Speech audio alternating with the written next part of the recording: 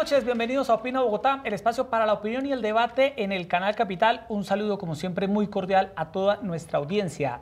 4 reporteros de investigación del portal Alarmando Info han tenido que salir, se han tenido que ir de Venezuela fruto de presiones por unas investigaciones periodísticas que han venido adelantando y que han puesto la mira en empresarios colombianos, funcionarios del régimen de Nicolás Maduro, por una posible red, una trama de corrupción que se aprovecha de la profunda crisis alimentaria que vive el vecino país. Hoy aquí en Canal Capital nos acompañan 2 de esos reporteros quienes nos van a contar qué es lo que han logrado demostrar con sus investigaciones. Vamos a hablar de la situación de los venezolanos en Colombia, de lo que está pasando con Maduro en Venezuela, del acoso a la prensa libre e independiente en el vecino país, y vamos a conversar sobre el papel que estarían jugando estos 2 empresarios colombianos en esta trama de corrupción. Erika Fontalvo, buenas noches. Hola, Jessy, ¿qué tal? Muy buenas noches para usted, para todas las personas que nos ven a esta hora en Bogotá, en el centro del país, desde el exterior.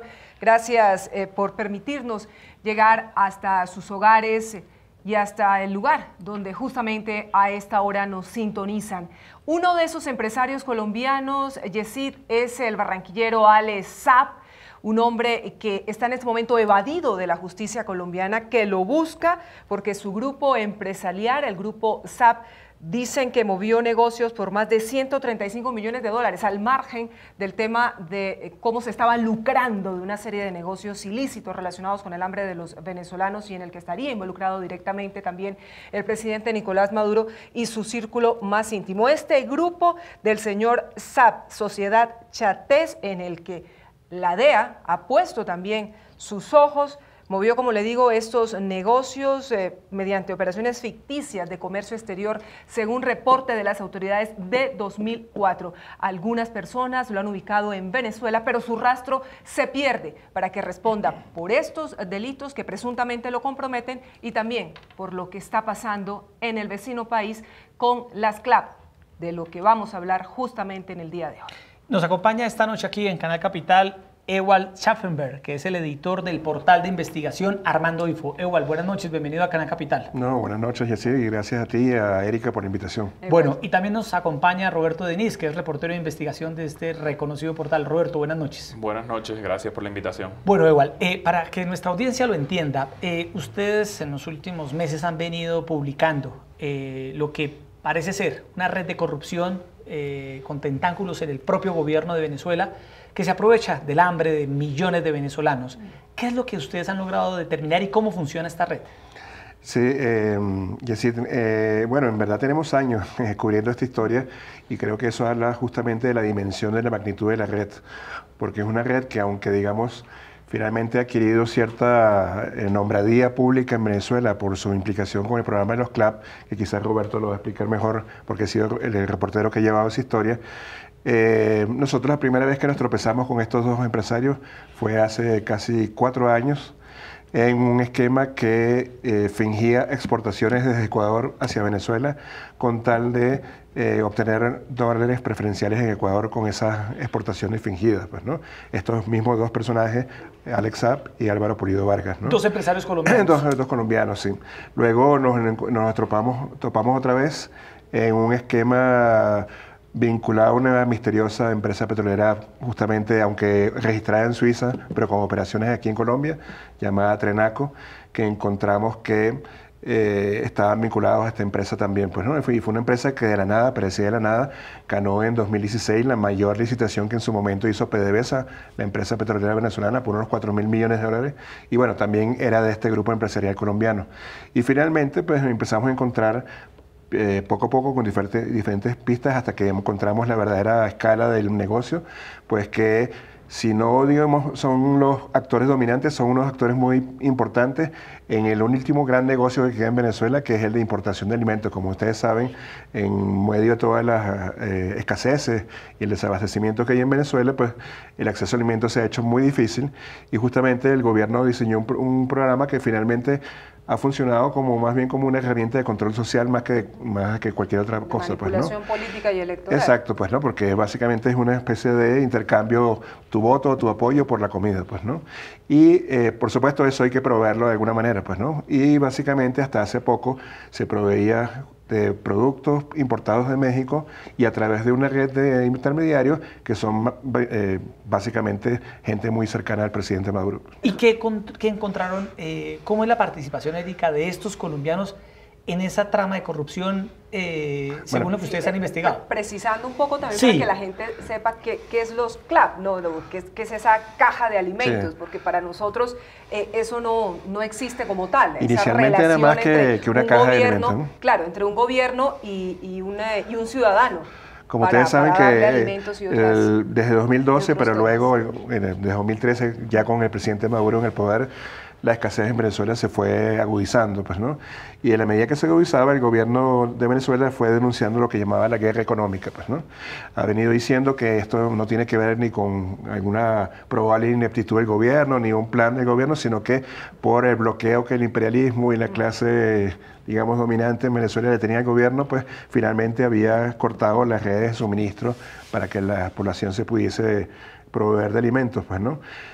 Pero entonces, en la medida que esta narrativa el gobierno la desarrolló, empezó a decir que tenía una solución, y son estos CLAP, que inicialmente buscaban ser, y de hecho su nombre, sus siglas significan Comités Locales de Abastecimiento y Producción, porque en medio de una especie de fantasía, digamos, colectivista, procuraba crear como células de producción rurales y urbanas en que la propia población se iba a hacer de sus propios alimentos, pues, ¿no? Pero finalmente se transformó en lo que hoy es, que es un gran negocio de importación y distribución de comida en esto que llamamos los combos CLAP, que a veces pueden ser cajas, pueden ser bolsas, pueden no tener ningún tipo de envase, pues, ¿no? Pero que son, digamos, como paquetes que el gobierno está entregando a sectores de las clases populares, donde además está, por cierto, el apoyo electoral del chavismo, pues, ¿no? Bueno, Roberto, ubiquemos entonces a estos empresarios colombianos, a Alex Saab y Álvaro Pulido Vargas, ya como parte de este entramado de corrupción con lo que ustedes han venido descubriendo, los sobreprecios de alimentos, la calidad tan cuestionada de los alimentos que incluyen precisamente, como nos dice Ewald, en estas cajas o en estas bolsas que se entrega a la población más vulnerable en Venezuela. Estamos hablando de casi 12 millones o incluso más de 12 millones de personas. Nosotros desde hace más de un año, cuando empezamos esta investigación sobre el tema de los CLAP, nos enfocamos en varias líneas de investigación y digamos, para que la gente lo entienda, hemos visto tres grandes cosas. Una es la naturaleza del negocio. Dos son los grandes beneficiarios de este negocio, donde ahí están los empresarios colombianos Alex Saab y el señor Álvaro Pulido Vargas. Y una tercera línea que tiene que ver con la calidad de los productos. En la naturaleza del negocio lo que vimos es que estos intermediarios a los que hacía mención Ewald y donde están los dos empresarios colombianos, básicamente son una operación de intermediación que se está haciendo a través de empresas registradas en paraísos fiscales. La primera que le conseguimos a ellos, por ejemplo, es en Hong Kong. Y el único rol que tienen ellos es de intermediar, van a distintos países, al comienzo fue sobre todo en México, compran la mercancía y se la revendían al gobierno venezolano. Esa fue digamos, la estructura que montaron después de usar un país como México para comprar. Ahora están usando recientemente... ¿Hacen alguna triangulación para traer los alimentos o directamente los traen desde el país? Bueno, inicialmente lo estaban haciendo, como les decía, desde México, lo vendían, desde ahí lo despachaban hasta Venezuela y se lo revendían al gobierno venezolano. Últimamente, a raíz de que han entrado en el ojo público de la prensa en Colombia, de la prensa en México y en distintos sitios, han empezado a usar otras empresas, algunas de ellas registradas en Turquía y otras en Emiratos Árabes Unidos, pero básicamente tiene el mismo fin de intermediar. Una vez que nosotros empezamos a descubrir todas estas, digamos, estas empresas, nos propusimos, bueno, vamos a ver quién está detrás de ellas, porque la naturaleza de estas empresas, fundamentalmente en muchos sitios cuando se recurre a estas empresas offshore, básicamente es el tema de no pagar impuestos. Pero en el caso venezolano y en los negocios que se hacen en Venezuela, fundamentalmente lo que había detrás de esto y lo que hay detrás de esto es esconder quién es el verdadero beneficiario del negocio. Y ahí descubrimos que están los empresarios colombianos Alex Saab y Álvaro Pulido. Ellos, sin duda, de acuerdo a la investigación que hemos hecho nosotros, han sido los grandes ganadores de este negocio. Según algunas fuentes, ellos han concentrado alrededor del 70% de estas importaciones de estas cajas CLAP que ya vienen preparadas con 11 productos básicos. Y después el gobierno reparte en la población venezolana. Ellos han sido, como les decía, los grandes beneficiarios. Y una tercera cosa que nos propusimos investigar en base a información que teníamos y a las propias quejas de los consumidores de estos productos era la calidad de los alimentos que estaban llegando. Nosotros analizamos hasta 14 marcas de la leche en polvo. En Venezuela la leche en polvo digamos, es uno de los países donde se consume todavía mucha, más que leche líquida, leche en polvo. Analizamos 14 marcas mexicanas que llegaron en estas cajas CLAP y nos conseguimos con unos resultados demoledores. Y es que el producto era bajo en proteínas, bajo en calcio, pero altísimo en carbohidratos y altísimo en sodio. Es decir, que no solo, Erika, hay una trama de corrupción en torno a estos intermediarios y a estas empresas fantasmas, sino que la calidad de los alimentos que le están dando a los venezolanos en medio de estas dificultades a los niños no cumplen con las condiciones mínimas alimentarias. Así lo es. Eso lo acaba de confirmar las autoridades mexicanas el 18 de octubre. La Procuraduría General de México hizo una rueda de prensa donde confirmó todos los hallazgos que hemos venido nosotros publicando. Y peor aún, no solo es que es de mala calidad y que se están lucrando con este negocio, sino que además incurren en sobreprecios. Nosotros documentamos con facturas, por ejemplo, que el kilo de leche en polvo que vendieron estos empresarios al gobierno venezolano, en enero del año pasado era un poquito más de $4. En septiembre del año pasado, esta leche en polvo de bajísima calidad del gobierno venezolano se las pagó a $7 el kilo a estos empresarios. Y después nosotros hicimos los análisis, que fue gracias a la colaboración del Instituto de Ciencia y Tecnología de los Alimentos de la Universidad Central de Venezuela, y nos conseguimos eso. Varían, digamos, los resultados en función de las marcas, porque analizamos hasta 14 marcas, pero la conclusión es esa: bajísima en proteína, en calcio y altísima en sodio y carbohidratos. ¿Qué pistas tienen ustedes de la vinculación directa de Nicolás Maduro en esta red? A ver, la pista que siempre solemos nosotros citar, que hasta ahorita ha sido, digamos, como la única pistola humeante en este caso, fue la denuncia que hizo la ex fiscal general Luisa Ortega Díaz, que como ustedes saben vive desde hace más de un año exiliada aquí en Colombia, quien apenas había salido al exterior y justamente en un viaje, una visita a México, pues dijo que esta empresa que fugazmente citó Roberto, Group Gram Limited, ubicada en Hong Kong, en realidad era un esquema digamos, de fachada para un negocio que en verdad era del presidente Maduro. Eso fue lo que dijo la fiscal. Y dijo que tenía pruebas en su momento, ¿no? En su momento dijo, pero bueno, eso es otro tema, la fiscal y cómo ha ido, digamos, mostrando sus cartas, ¿no? Claro. Pero bueno, en efecto hizo esa denuncia y dijo que tenía pruebas. Nosotros en realidad no hemos desembocado a esa certeza, ¿sí?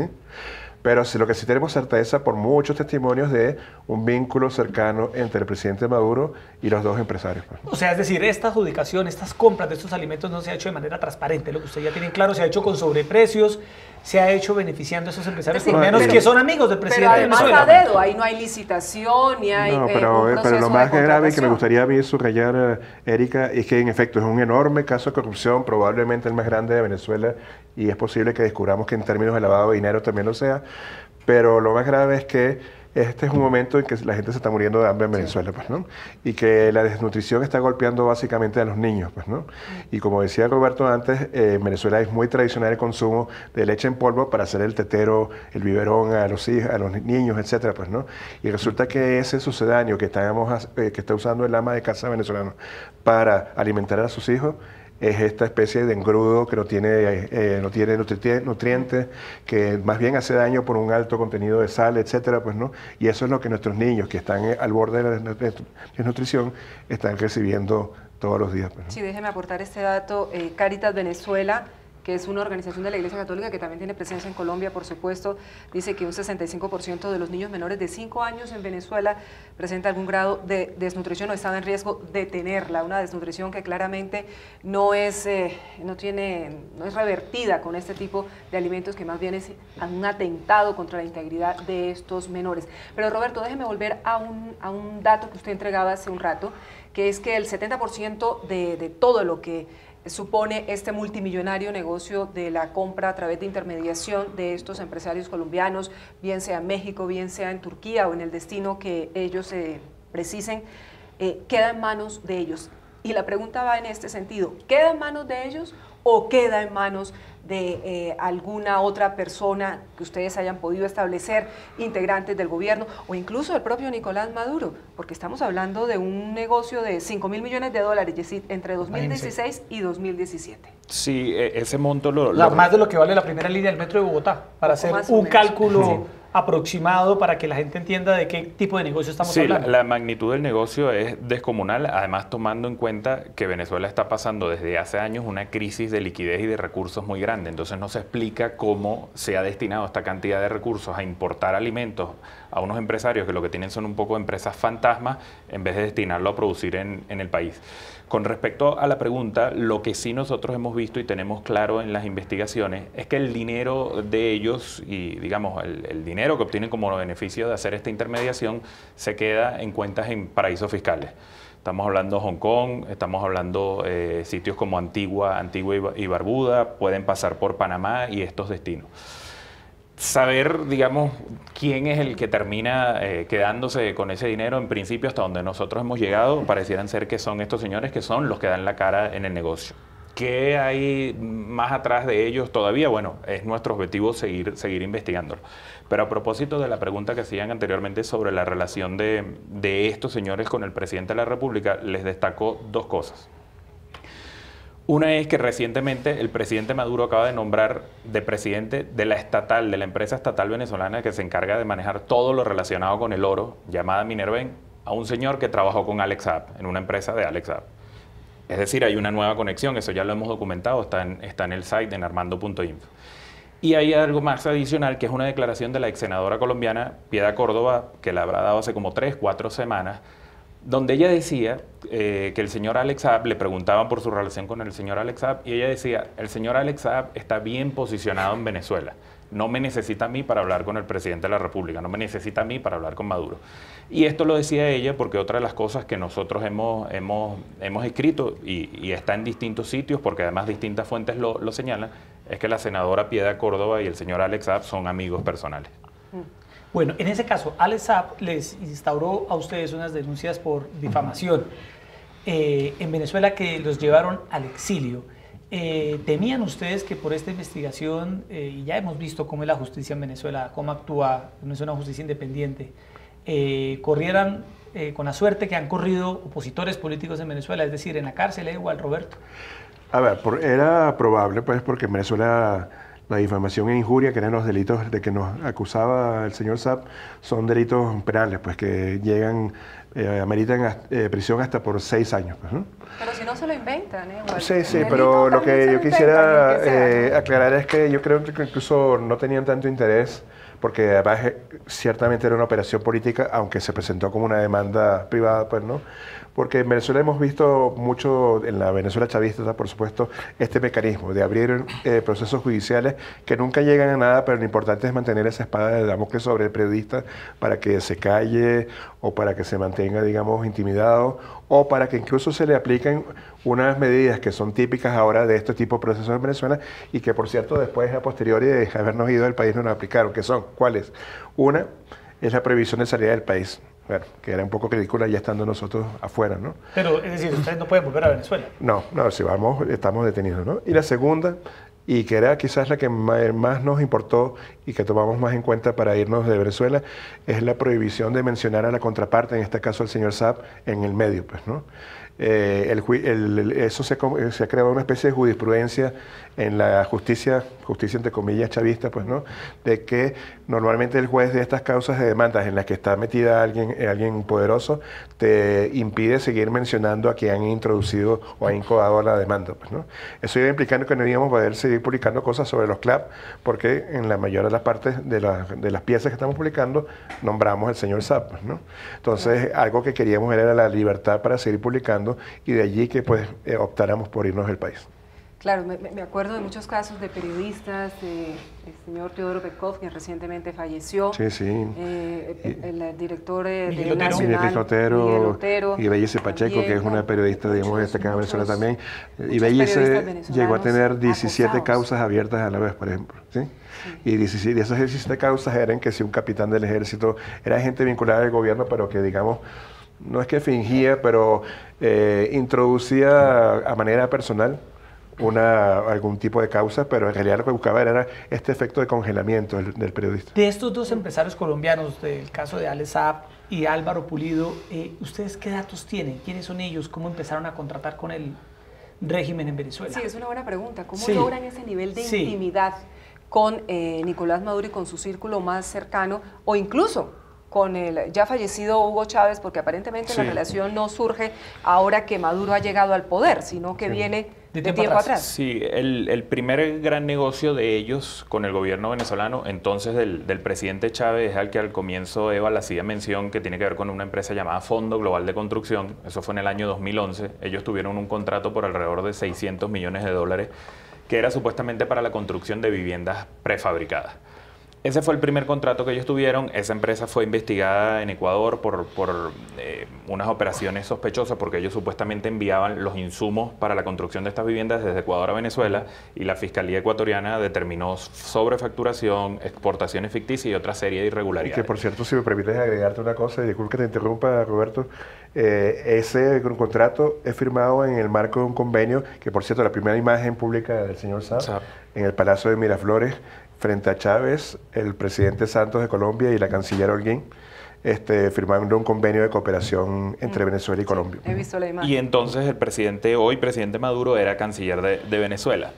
Después hay ahí un paréntesis donde pareciera que, salvo estos negocios asociados a esta empresa, pareciera que no renovaron sus negocios con el gobierno venezolano, hasta que ya con Maduro en condición de presidente, ellos reciben el contrato por Trenaco, que es una licitación enorme de $4.500 millones, que después se echó para atrás porque otras petroleras socias de la estatal venezolana dicen: mire, nosotros no podemos trabajar un contrato de esta magnitud con una empresa llamada Trenaco, que no tiene ninguna trayectoria ni ninguna experiencia para esto en Venezuela. Sí, era un enorme contrato para reactivar pozos petroleros que estaban, vencidos. ¿Y cuál era la experiencia de esta compañía? Ninguna. Aparentemente en Colombia tenía algo de transporte de combustible, pero no para la magnitud de un negocio de $4.500 millones en la faja del Orinoco en Venezuela.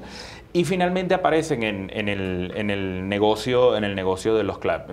Nosotros no tenemos duda a estas alturas de que son una gente muy cercana al propio presidente de la República, al señor Nicolás Maduro.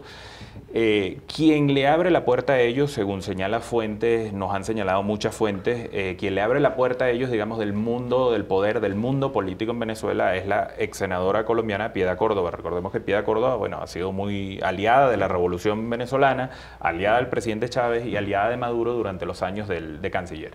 Esa es, la puerta de entrada. ¿Cómo después esta gente ha logrado lo que está logrando y cómo ha ganado tanto poder hasta el punto de que a nosotros, en el marco de la demanda contra nosotros, la Comisión Nacional de Telecomunicaciones, es decir, un órgano público, nos envió una notificación en la que nos prohibía mencionar al señor Alex Saab en nuestros reportajes?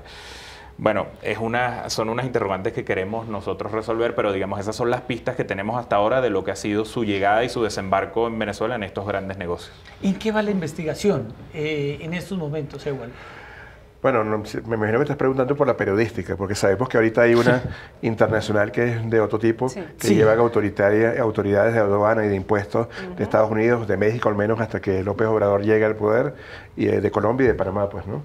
En la periodística ahorita estamos siguiendo muchas pistas que se han ido renovando, porque este es de estos casos maravillosos en los que tú podríamos llamar que son como cueros secos, pues vas pisando y se van levantando otras esquinas del caso y vas descubriendo nuevas conexiones, pues, ¿no? Porque este es un caso verdaderamente transnacional, Yesid. Fíjate que justamente cuando a nosotros nos demandaron, también el señor Saab demandó al colega Gerardo Reyes en Univisión, pues, ¿no? A quien seguramente conocen porque es colombiano y maestro de muchos de nosotros, pues, ¿no? Y es porque Gerardo había hecho su investigación por su parte y descubrió dos cosas. La primera, una que siempre el señor Saab quiere denegar, es que el señor Saab está siendo desde hace años investigado por la DEA, supuestamente. Eso lo publicó Gerardo. Y lo otro que descubre Gerardo es que su socio, Álvaro Pulido Vargas, en verdad es un nombre falso, pues, ¿no? Es decir, con un nombre cambiado ha suscrito contratos con la República de Venezuela, pues su verdadero nombre sería, según la investigación de Gerardo, Germán Rubio, y sería una persona que sufrió algún tipo de condena, por otro delito en Italia. O sea, es que no sabemos hoy en día si Álvaro Pulido Vargas existe. Así como Sí uno existe, Alesa sí lo existe, reconoce. pero Sí, no es claro. su nombre real. Su No es su nombre nombre real, real. tal y Original. como dice Eva, Pero ¿sería colombiano o venezolano? colombiano. También Colombiano en es, cualquier caso. es Germán Rubio y él aparentemente, a lo mejor ustedes lo saben mejor que yo, aparentemente la legislación colombiana establece ciertas excepciones en las que una persona podría cambiarse la identidad por ciertas, Sí, claro, ciertas, no suelen usar mucho. ciertas disposiciones. Este señor aparentemente por un lío legal que tuvo, cambió su nombre y ahora su identidad es Álvaro Pulido Vargas. Lo hablábamos antes con Roberto, las autoridades colombianas, las autoridades internacionales están buscando a Alesa para que responda por lo que igual nos está contando y que evidentemente es una noticia que le ha dado la vuelta al mundo, este entramado que directamente él tiene con otra empresa por 135 millones de dólares que habría movido, y muchas personas les han dicho a ustedes que está en Venezuela o que por lo menos ha estado en el vecino país. La información más reciente que tenemos nosotros es que hasta hace muy poco estaba casi que instalado en Venezuela. Eso lo dijo su abogado también colombiano aquí a propósito de una publicación del Espectador que el abogado salió a desmentir, pero que después las autoridades colombianas confirmaron con la investigación que le estaban llevando. No sabría decir con exactitud si en la última semana y media sigue en Venezuela, pero lo que sí sabemos es que en vista de esta investigación que se le está haciendo aquí en Colombia, donde ya tiene orden de captura, la investigación que se está haciendo en México, en Estados Unidos y en Panamá, ha tratado de permanecer largos periodos de tiempo más allá de lo habitual en Venezuela. Bueno, con Roberto y con igual Erika también quisiéramos hablar esta noche sobre lo que es. Ellos dos son personas venezolanas, periodistas que están viviendo aquí en Colombia. Ya van a completar casi un año de estar aquí en el país y observan muy bien la realidad de los venezolanos en nuestro país. Es el principal punto de destino de los venezolanos que salen huyendo de esta impresionante crisis económica. En las últimas horas ha habido decisiones en Bogotá de instalar campamentos humanitarios.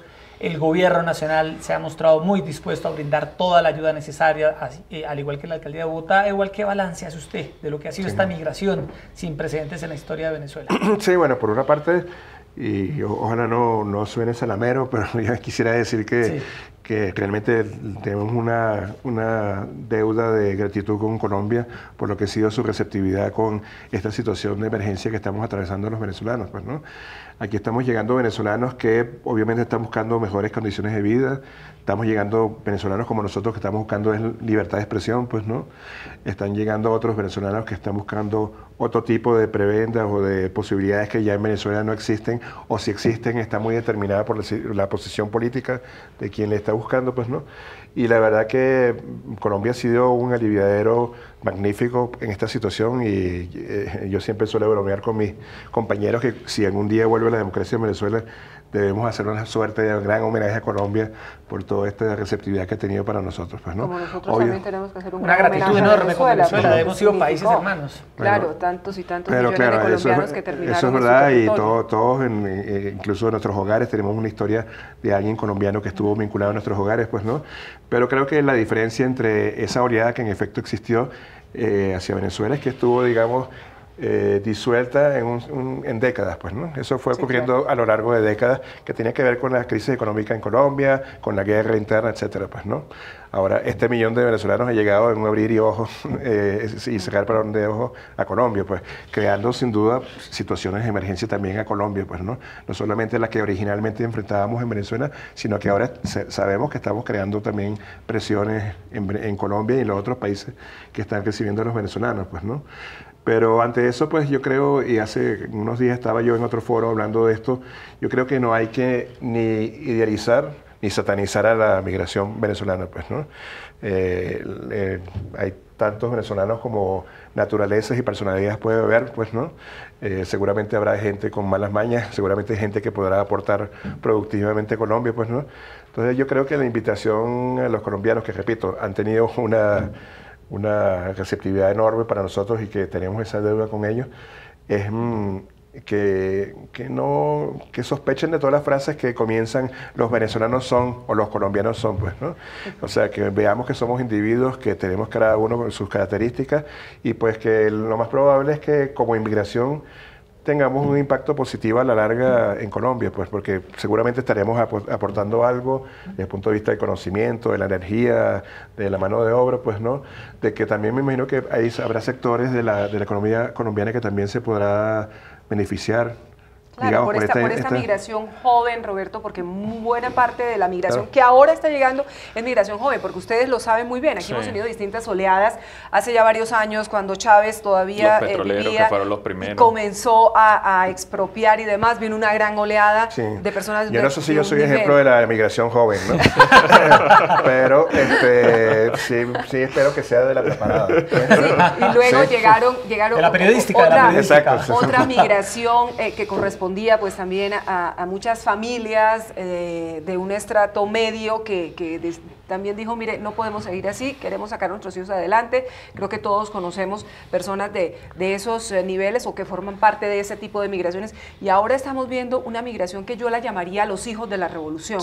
Gente muy joven, de 18, 20 años, niñas y jóvenes que no han tenido oportunidades, en algunos casos que tienen ya varios hijos a pesar de su corta edad, y que evidentemente han llegado a muchas zonas y que se ha venido generando un roce con los colombianos, y eso es lo preocupante, eso es lo que no podemos permitir, que crezca la xenofobia, que crezca la discriminación, porque evidentemente se va a convertir en un gran problema, pero los problemas surgen, y así lo que está pasando en el campamento humanitario, en el que hoy hemos conocido que un grupo, no todo el grueso de las cerca de 500 personas que están allí, buena parte de ellos niños, han venido robando cámaras, robando alimentos, enfrentándose incluso con las mismas personas de la Secretaría de Integración Social, que han venido tratando de aclimatar su estadía en ese campamento. ¿Cómo lograr, Roberto, igual que la relación fluya y que también los venezolanos entiendan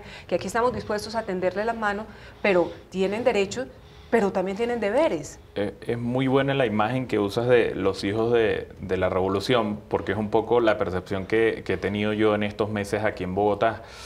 Ciertamente ahorita estamos viendo una migración que sale desesperada. Como tradicionalmente se decía en Venezuela cuando recibíamos a gente de otros países, era, bueno, vienen con una mano adelante y otra atrás. De acuerdo. Y la imagen que ponías es muy buena, porque a mí me ha impactado mucho verlos aquí en las calles de Bogotá, muchachos 18, 20 años, poquito más, con un morral tricolor. Ese morral tricolor durante años fue un símbolo otro más de la propaganda del gobierno venezolano entonces de Chávez, de un plan que se llamaba la Colección Bicentenario, y era donde supuestamente se le daba el morral con los libros y los cuadernos a estos jóvenes para entrar al nuevo año escolar cada año. Esos son los muchachos que están llegando ahora. Sinceramente, para mí es desalentador, por un lado, verlos. Nosotros somos unos privilegiados, digamos, pese a nuestra situación en la que hemos llegado y que tuvimos que salir casi corriendo a Venezuela, somos unos privilegiados. Es desalentador ver la realidad de estos muchachos que están viniendo a buscar un futuro mejor, pero también sentimos que, bueno, Bogotá sobre todo, y quizás Colombia, es un país, al final como todos, con recursos limitados, y donde eventualmente este flujo masivo de venezolanos va a llegar al punto en el que va a ser difícil que aquí también encuentren, digamos, un horizonte de estabilidad, porque, bueno, como todos nuestros países latinoamericanos, Colombia tiene sus recursos limitados, tiene sus problemas, tiene sus necesidades que atender, y sí es preocupante el tema de esos roces que mencionabas. Yo lo que siento es que nosotros desde el periodismo y desde la comunicación quizás podemos influir un poco para a lo mejor hacerle entender a la gente que bueno, no necesariamente la llegada de extranjeros a tu país es una señal de alarma o de peligro, pero creo que sí es una tarea por hacer, porque lamentablemente la crisis venezolana no vemos que esté por resolverse, y lo único que nos hace pensar es que eso va a seguir pasando y va a seguir ocurriendo. Si tengo chance, me gustaría decir que en verdad creo que el periodismo lo puede hacer en los medios, pues, ¿no? Pero lo que no creo que sea el periodismo, o sea, no haciendo campañas, pues, ¿no? Ni haciendo ese, ¿cómo te digo? Ese periodismo yo digo internamente de quena y charango, lastimero, tú sabes, ay, pobrecito que está llorando aquí en el Salitre, y ¿no? Sino, bueno, que el periodismo puede hacer es contando historias verdaderas a la gente, pues, ¿no? Claro, y a gente mala que estará robando en Ciudad Bolívar y estará gente buena que estará trabajando en un tostado y echando para adelante, pues, ¿no? ¿Qué debe hacer el gobierno colombiano o la autoridad de Bogotá con esa persona que está delinquiendo, con esa persona que está teniendo un mal comportamiento, un comportamiento reprochable? ¿Hay que deportarlos? Bueno, aplicarle las leyes, sin duda, pues, ¿no? Sí. Las leyes locales, y si hay que deportación, si se hacen leyes locales implican deportación, me imagino que habrá que deportarlo. Igual, Claro. he conversado también con algunos venezolanos recientemente que expresan también una preocupación porque varios de ellos se están regresando a Venezuela, teniendo en cuenta un poco lo que decía Roberto, que Claro. en Bogotá y en Colombia en general, pues las oportunidades y los recursos, infortunadamente, pues son limitados. ¿Están percibiendo ustedes, que son periodistas que conocen a fondo la realidad venezolana, algún fenómeno de retorno de algunos venezolanos? Claro, pero eso es desde el comienzo de esta tendencia, pues, ¿no? Como bien decía Erika, hubo una primera oleada de emigración desde Venezuela, no solamente Colombia, sino Florida, básicamente, Panamá y España, que fueron los grandes destinos, y que la primera oleada fue o de gente que tenía capital, o de clase media profesional, que también a veces contaba con un capital, y muchas veces uno veía gente cercana a uno, que uno es clase media, que se devolvía, pues, ¿no? Porque, mira, fueron con una inversión a Estados Unidos y esa inversión no funcionó o lo estafaron y volvieron, pues, ¿no? O simplemente, mira, se entendían tal nostalgia del terruño y de la vida gregaria, porque los venezolanos son muy familiares y muy gregarios, pues, ¿no? Y también, pues, no soportó eso. Pero lo que quiero subrayar es que no creo que sea un fenómeno de ahora, de que, oye, hay tal nivel de decepción o de choque con la realidad de estos inmigrantes que están encontrando de pronto que Venezuela está mejor o que mejor estar en Venezuela, ¿no? Sino que yo creo que, bueno, mira, hay tantas opciones individuales como personas ahí inmigrando, pues, ¿no? Y entonces habrá tantas historias de fracaso y de éxito y de sobrevivencia como las que podamos reportar.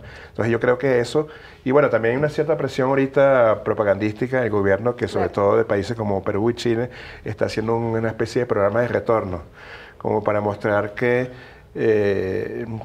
mira qué comprensivos son con estas personas que se equivocaron, se dejaron tentar por las sirenas del capitalismo y ahora que mordieron el polvo en el neoliberalismo salvaje de Chile o de Perú o de Colombia, pues vuelven nuevamente al paternalismo del Estado venezolano, pues, ¿no? Sí. Al clap. A la cajita. Era claro. A la cajita y a la bolsita. Exacto. Edward y Roberto, en estos minutos finales del programa, hablemos un poco de qué esperar de qué pasa en Venezuela. ¿Qué creen ustedes que va a pasar? ¿Cómo han visto ustedes aquí? Todo, incluso, Erika, ciertos líderes políticos colombianos como el senador Álvaro Uribe, que han hecho un llamado directo a los militares a que apunten, dijo Uribe en su momento, sus armas no hacia Colombia, sino hacia el Palacio de Miraflores. ¿Cómo ven ustedes la realidad interna venezolana y qué puede pasar y cómo ven esa intromisión de la política colombiana en la realidad de su país? La relación con el actual gobierno, con Iván Duque, ¿no? Porque el canciller ha ejercido un liderazgo, y aquí lo hemos destacado,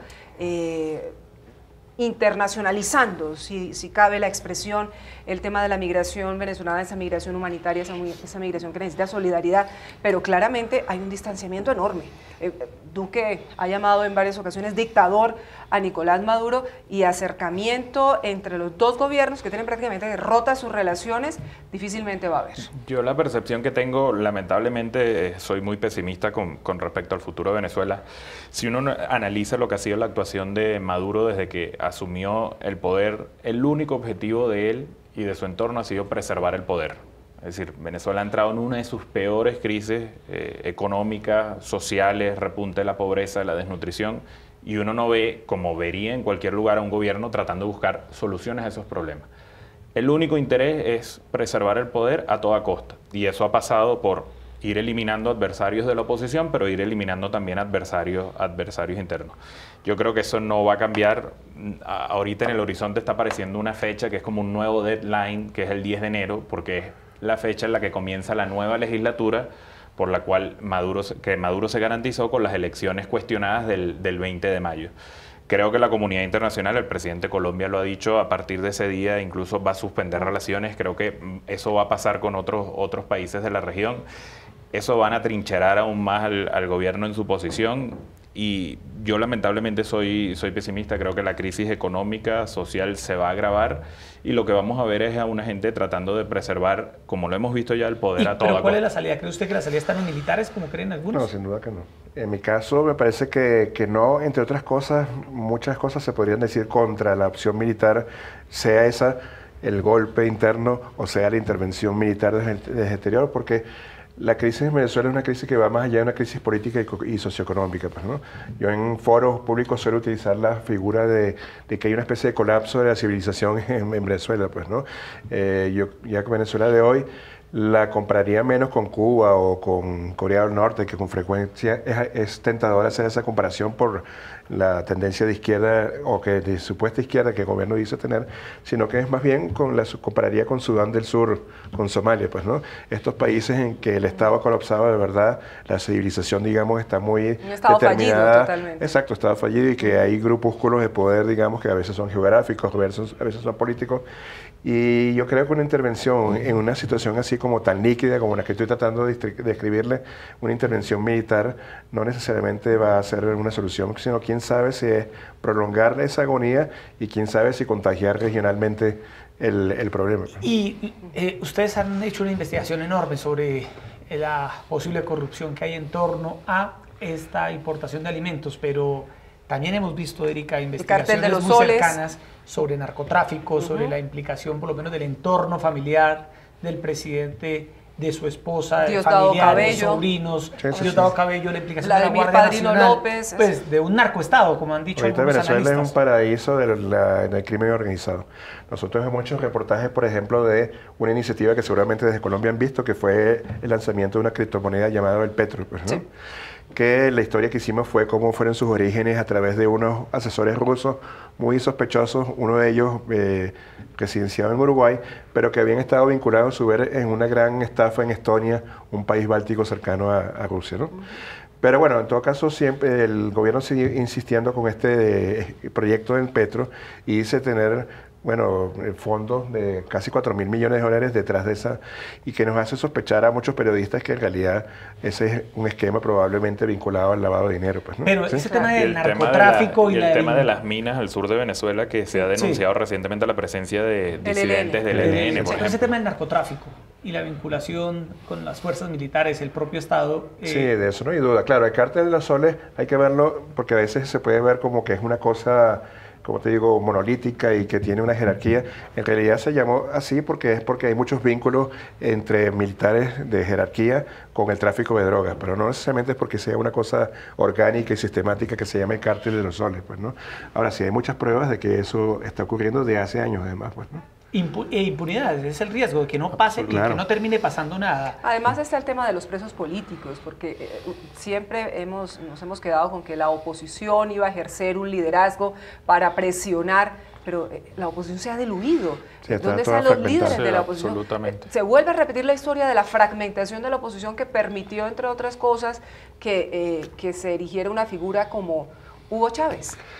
Sí, sí, bueno, claro, las condiciones han cambiado muchísimo, pero en efecto la fragmentación de la oposición es casi crónica y ha impedido que haya algún tipo de alternativa creíble, pues, ¿no? Incluso frente a Maduro, que probablemente es el gobierno más débil que puede haber por muchas circunstancias, sin embargo, impopular, pues, no, como lo dicen los estudios de opinión, pero no hay una alternativa visible, incluso para quien, digamos, detesta a Maduro, pues, ¿no? No ve. Y entonces es un momento que realmente es dramático para Venezuela y los venezolanos en este momento, porque aunque hay cierta tensión de la comunidad internacional, pudiera haber una especie de atisbo de hartazgo, ¿no? Con respecto, bueno, mira, Venezuela se puede convertir en un caso partido como Cuba. Cuba en cierto momento se convirtió para la comunidad internacional, para el hemisferio occidental, en un caso partido en que no se podía hacer ninguna diferencia, pues, ¿no? Y tememos mucho que Venezuela se esté acercando a ese momento en que también la comunidad internacional pueda llegar a decir, mira, no hay mucho más que hacer en este caso. Y nadie mire para allá. No, y ese mismo dilema que nos planteaban ustedes de si presión militar, no presión militar, si presión internacional o no, es un dilema que no ha resuelto las fuerzas de la oposición. Están completamente, digamos, divididas en cuál es el camino para enfrentar al gobierno. Bueno, para finalizar, porque se nos acabó el tiempo, muy brevemente, ¿hace bien Iván Duque en Colombia con cerrar las puertas a cualquier posibilidad de relación diplomática con Venezuela? Ustedes que son venezolanos y viven aquí en Colombia, Roberto.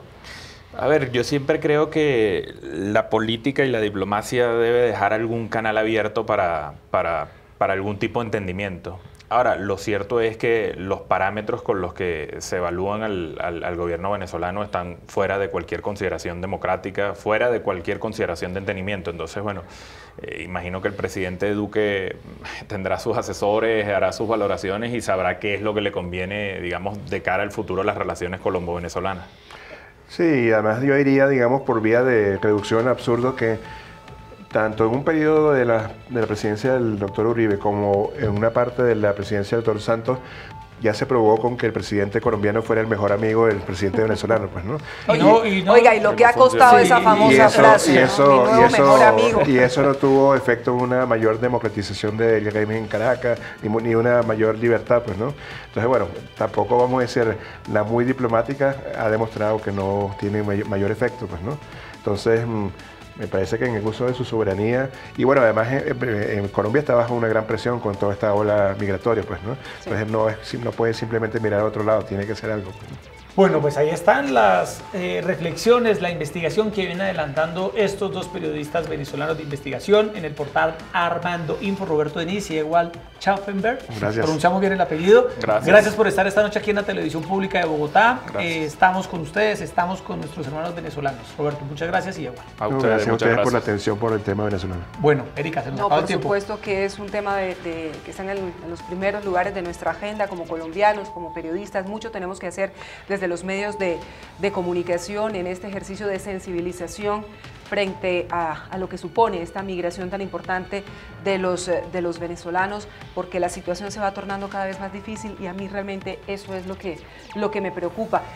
Claramente más venezolanos van a llegar porque en la medida en que la situación no se resuelva en Venezuela y no hay ninguna posibilidad cercana de que esto ocurra, van a seguir llegando y hay que establecer canales y estar preparados para poder acogerlos. Lo que no podemos hacer, y en ese sentido se ha expresado el presidente Iván Duque, es cerrarle la frontera.